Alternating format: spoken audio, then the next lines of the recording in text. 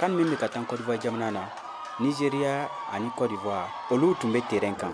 Côte d'Ivoire ambassade min sigilen bɛ Mali la olu ye Nigeria ani Côte d'Ivoire supporters fara ɲɔgɔn kan walasa ka match lajɛ ɲɔgɔn fɛ.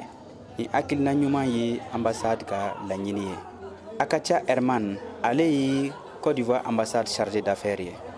Nous avons au niveau de l'ambassade organisé. An ye nin lajɛrɛ in labɛn ambassade kɔnɔ yan walasa an bɛ se ka nin dolanci in lajɛ ɲɔgɔn fɛ ani Nigériakaw ni ka bɛn ni kelenya k'o sinsin an ni ɲɔgɔn cɛ sabula farafinna bɛɛ lajɛlen ye kelen ye an ka kɛ ɲɔgɔn fɛ ɲɔgɔn dan o kɛnɛ kan.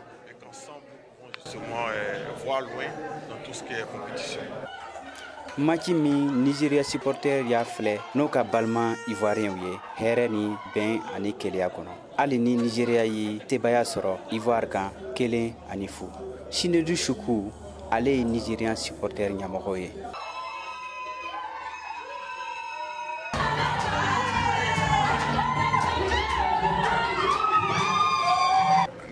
Ne mɔgɔ fila bɛ ballon jeu jagoya mɔgɔ kelen bɛ gagner.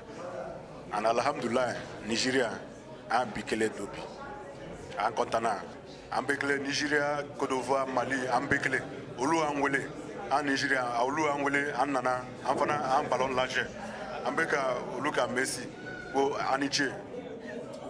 Hali ni Côte d'Ivoire ma gagné o ma découragé. Modibo Traoré ale ye Côte d'Ivoire supporter dɔ ye. N bɛ se ka min fɔ Côte d'Ivoire ballontannaw dɔrɔn c'est-à-dire match de poule de don i bɛ se ka perdre match de poule la ka kubu ta quoi voilà i b'a fɔ ko duma n'an ye Argentine ta ye a ka match fɔlɔ perdre mais a ye kubu ta donc pour moi nin tɛ foyi tiɲɛ quoi donc u k'u cɛsiri dɔrɔn voilà qu'ils gardent le. Nin balontan ɲɛnajɛ fana ye malien dɔ ye kɛnɛ kan i n'a fɔ Badara Aliou Keita ale ye Mali balontan kɔrɔ vice président ye ani Jean Bosco Dako ale ye Daba Modibo Keita ka tɔn na. Ni kupu ni ye bɛn ni kelenya kupu de ye farafinna ni ɲɔgɔn cɛ donc an ka o de bila an kunna an bɛ taa ɲɛnajɛ de don fo diyagoya dɔ ka gagner dɔ ka bati mais mɔgɔ si tɛ bati parce que farafinna de bɛ gagner n'ala y'an dɛmɛ ka nin tournoi nin kɛ ka ɲɛ dunuya bɛɛ bɛ ɲɛbɔ an fɛ u b'a fɔ ah non farafinw an bɛ se ka ko k'anw yɛrɛ ye donc farafin bɛɛ kan ka taa ni o hakilina de ye terrain na. Ma se ka bila an kunna ko nin hakilina in bɛ se ka sɔrɔ Mali kɔnɔ surtout farafinna yɛrɛ tuguni ka nin jamanaba in fila fara ɲɔgɔn kan match in suit a diyara ne kosɛbɛ.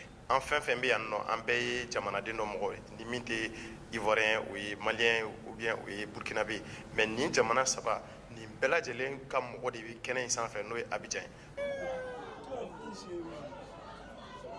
A y'a dɔn k'a fɔ ko Côte d'Ivoire jamana ɲɛmɔgɔ a y'a ɲini ivoirien bɛɛ fɛ k'o ka nin Coupe d'Afrique kɛ CAN de l'hospitalité ye. Mokhtar Bari, VOA Bambara tɔgɔ la ka bɔ Bamako.